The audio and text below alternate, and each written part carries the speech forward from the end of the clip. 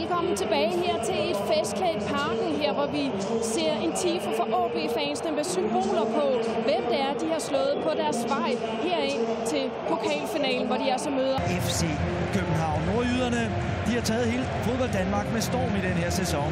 Der er det Spalvis, der lægger bolden til rette for Risgaard. Ud på kanten til Patrick Christensen. Flad bold ind foran, det kan blive farligt det her. Spalvis kommer ned, og så en dobbelttakling. Johan Wieland og Lars Jacobsen, der får taklet den der ud. Og det er typisk AaB det her, ikke med bakken Patrick Christensen, der kommer fint med i overlap. Og så indlægget, der er fladt, der ikke ligger mod forreste stolpe, men faktisk i det her område mellem straffesparksfeltet og ud til kanten af feltet. Han scorede altså et meget, meget vigtigt mål. Ikke mindst for AaB i søndags. Han scorede sejrsmålet for FCK mod Midtjylland. Her er der slagsmål. Så er der gang i den. Det er en rigtig pokalfinale, det her. Ja, der går han ind og vil spille den, og den er rigtig grov. Det er også nogle spillere, der er overtændt, men selvfølgelig skal Stadsgaard ikke lave en benlås. Det er kun hans far, der må det. Han er jo politimester. Der er gul kort til begge to. Det er godt kommet til værs. Der er Margrethe. Kæmpe chance. Der til Cornelius, der sparker et flot rundt hul i luften. Den ligger godt. Margrethe går op og hætter den videre. Bruger virkelig kraften til at få den videre ind til Cornelius. Det er altså en stor chance, det der. De fås. Men nu har de den med saksen. Det er det, de vil gerne vil, det der. FC København. Helt offside på Lars Jacobsen. Og igen. Farlig. Et indlæg der er 1-0 til FC København. Og det lå også i luften, at de vil komme til. Prøv at se her, bliver spillet stille og roligt tyndt derude. De får ikke trukket offside. De kunne godt være trådt lidt frem. Og der kommer han så over i det bagerste område. Ja, spørgsmålstegn til Kasper Pedersen, for han får ikke orienteret sig om, hvad der foregår i skyggen af ham. Nej. Og så kan han springe ind over ham. Han skaber overtalssituationer. Cornelius Bråten forsøger at komme afsted. Det samme gør også Bolaños. Cornelius ligger og gemmer sig bag feltet. Bolaños kan komme ind og få afsluttet ved Tugele med indersiden. Det er godt. Flot angrebsspil af FC København, men også flot målmandsspil. Du siger før, jamen okay, de flytter dem godt væk fra presset, men det de så også skal gøre, synes jeg. Masser af trængsel inden foran Wielands mål. Det kommer tæt ind under målet, så er det udlignet til Lander. Og det der stiger til værs. Han står med cement i støvlerne ind i Johan Wieland og udligning til en af der kæmpe jubel nede på tribunen bag ved målet.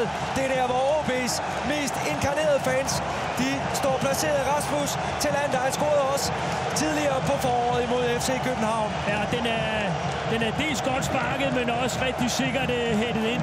Det, man ikke kan forstå heroppe fra i hvert fald, det er, at bolden får lov til at gå hele vejen igennem. Wieland, jamen han står med et par mand foran sig, og der bliver han egentlig forhindret af Anders K. Jacobsen og Lars Jacobsen selvfølgelig, fordi han kan ikke komme ud fra Lars Jacobsen i det bagerste område. Vi kan se ham derovre bagved, vinder han hovedstødsduellen med Delaney, unge Tillander. Jeg tror ovenikøbet, det er Stadsgaard, som egentlig som udgangspunkt skal holde ham, men den er alt andet lige, Christian, så vil jeg altid sige, at Wieland skal på en eller anden måde prøve at komme ud til den der. Det er det lille felt. Har spillet sig til en masse chancer og så videre. Det kommer lidt ud af ingenting, målene. Man kan sige, at Cornelius har haft den allerstørste chance. Ja, det Spalvis med en god halvering. Kusk i fuldt. 4 spring. Det der! Det er godt lavet, men det er min sanden også godt nappet derinde. Det nærmer sig verdensklasse. Og man kan også se Kusk på indersiden her. Virkelig rykke igennem forbi Bengtsson. Og så går han ind og sparker til den hurtigt, tydeligt.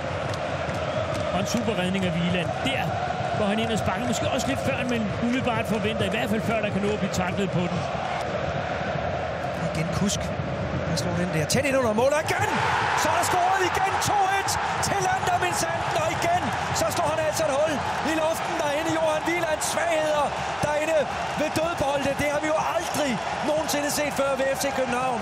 Det er i hvert fald meget sjældent.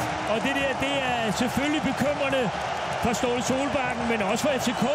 Fordi det er jo et kolossalt svaghedspunkt, det her. At han ikke går ud til de her bolde. Han står med mange folk omkring sig, fordi FCK'erne har valgt at dække mand derinde.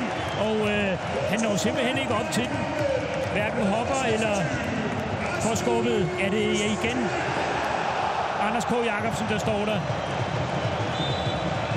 Det må man altså vende sig til på det her niveau. Og igen mener jeg også, at han får taget et skridt for langt frem i målet. Johan Wieland. Men Talander, han er på vej til at blive man of the match. Snakken som sådan er vel relevant nok. Det er jo unge spillere. Men det er jo... Taktiske rokeringer her, hvor vi går ind i den sidste fjerdedel af opgøret. Bråten med masser af plads til en afslutning. En tackling og afslutning der. Forrygende redning. De bakker sig langt ind i feltet, OB'erne. Og det her spil, hvor man lægger af til en medspiller, en tredje mand, som kommer til bolden, som Claudemir gør her. Prøv at se Bråten direkte ind på Boulandia, så kommer Claudemir og sparker. Og super sparket af Cornelius, og ja, redningen, den siger det hele, ikke? De gør lige, hvad det passer dem i den her fase af opgøret. OB'erne, Patrick Christensen med mulighed for indlægget. Delaney, der ikke fik ordentligt fat i den. Så er der mulighed der til Malmø! 3-1! De slår også over nede i FC Københavns forsvar. Det bliver straffet her. Jakob Malmø, der banker den der op i nettaget. Ja, det er et fantastisk mål. Og han læser det bare bedre end alle de andre. Han ser simpelthen chancen opstå før alle FCK'erne. Venstre bakken. Og det virker som om en forbandelse er brudt for Langdorte og company. 7 pokalfinaler har de tabt siden 1970. Nu ser det altså ud som om, at de er på vej til at tage pokalen hele vejen hjem til Limfjorden. Lad os prøve at se den i gang.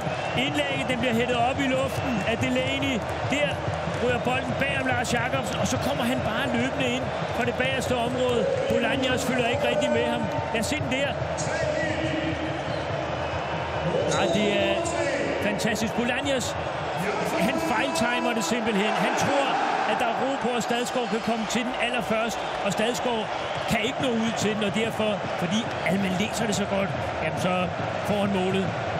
Gør de rigtige ting, undgår at lave fejlene, tror på hinanden, ser hinanden, som her. Også en fin afdeling, Patrick Christensen. Ligger den her flot ind foran 4-1. Det er striptease i parken i øjeblikket. Søren Frederiksen, 4-1 til OB. De bliver spillet ned under græstørvene. FC København, og det er vel at mærke eget græstæppe. 4-1 til OB. Ja, det er helt utroligt. Og et mønsterangreb. Søren Frederiksens måde løb ind til den på, men også afleveringen, der ligger helt ude på fløjen. Godt løb. Masser af plads også. Frisparket taget. Der ligger den. Han er løbet lang tid før FCK'erne opfatter. Kigger op. Når ikke engang at tæmme den. Lægger den perfekt ind til et løb, der er millimeter præcist. Singing-kasse den. Singing-mål. Og det er også det, der er kendetegnet dem hele sæsonen. De her omstillinger, hurtige igangsætninger, direkte ned mod målet. 4-1. Nikolaj Larsen er i gang med at tage hul på fest. Her får vi 4-1-scoring igen. Ja. De er startet. Ja, men meget langsomt opfattende FCK-hold. Det er klart, at der er en voldsom foræring i det her. I første halvleg på fejlaflevering, men normalt ikke ser hos ham. Ja, det er Rui Gislason, der gerne vil på scoringstavlen, og det kommer han også. Det er et flot rate. Han får taget det og får reduceret til 4-2. Men se den her, falder fint ind, og så tager han den ellers på ydersiden. Jeg tror, det er Patrick Christensen, der falder. Godt spillet af Cornelius også. Det skal vi også lige understrege. Det har han haft et par stykker af. Godt sparket ind på ydersiden. Kommer ud og dominerer feltet, og så er de 3 minutter overstået. Rasmus Wirtz, der stiller sig ned som ren Tarzan, og i det samme Jakob Kælet, der blæser i fløjten. Allan Kuhn, Ken Nielsen og Ståle Solbakken, der siger tak for den her kamp. Det samme gør vi egentlig. Og strålende underholdning har det været. Underholdning, intensitet og også god fodbold, ikke? Og hvor må de være glade, OB. Hvor må de være stolte deroppe, alle fansene, med sådan en præstation her. Der er rigtig mange ting at fokusere på omkring de drenge her. Den ene er, at langt de fleste af dem har en stor fremtid foran sig, fordi de er virkelig gode. Og de er virkelig unge også alle sammen. Og de er virkelig unge, men der har været mange ting i spil, som man har kunne sige, okay, det er dale med i orden, det de har lavet her, og også i dag.